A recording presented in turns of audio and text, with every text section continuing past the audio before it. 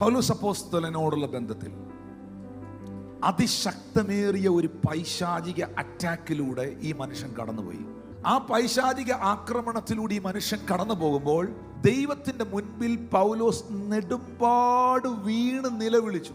എന്നിട്ട് കർത്താവിനോട് പറഞ്ഞു, കർത്താവേ, ഈ ശൂലം എന്നിൽ നിന്ന് മാറ്റി തരണം, എനിക്കിത് താങ്ങാൻ പറ്റണില്ല.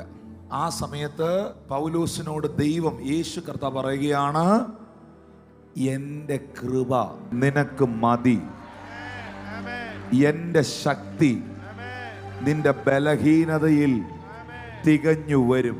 എവിടൊക്കെ ദൈവത്തിന്റെ ഗ്രേസ്, ദൈവത്തിന്റെ കൃപ ദൈവം വെളിപ്പെടുത്തിയിട്ടുണ്ടോ അവിടെയെല്ലാം അവന്റെ ശക്തി മാനിഫെസ്റ്റഡ് ആയിട്ടുണ്ട്. എന്റെ കൃപ നിനക്ക് മതി, ആ കൃപ നിനക്ക് ഇനഫാണ്. കൃപ മാത്രമല്ല, ആ കൃപ വെളിപ്പെട്ടാൽ വേറൊരു സാധനവും കൂടെ പുറകെ വരും. എന്റെ ശക്തി, എന്റെ ശക്തി നിന്റെ ബലഹീനതകളിൽ തികഞ്ഞു വരും. നിനക്ക് ജയിക്കാൻ പറ്റാത്തത് ദൈവത്തിന്റെ ശക്തിയാൽ, പരിശുദ്ധാത്മാവിനാൽ, ദൈവത്തിന്റെ കൃപയാൽ ദൈവം നിങ്ങളെ ജയിപ്പിക്കും. ആരെങ്കിലും വീക്കായിരിക്കുന്നുണ്ടോ? ആ വീക്ക്നെസ് അനുഭവിക്കുന്ന ആ വീക്ക് പോയിന്റിലേക്ക് ഇപ്പോൾ ദൈവത്തിന്റെ ശക്തിയും ദൈവത്തിന്റെ കൃപയും വെളിപ്പെടണം.